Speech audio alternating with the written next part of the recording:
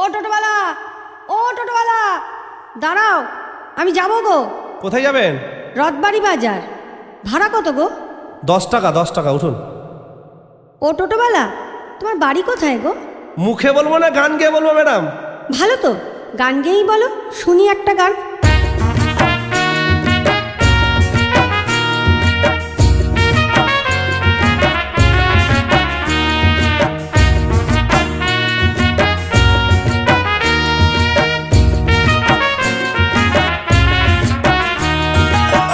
আমি এক টোটোওয়ালা থাকি গো মালদায়, সারাদিন টোটো চালাই পেটেরই জ্বালাই।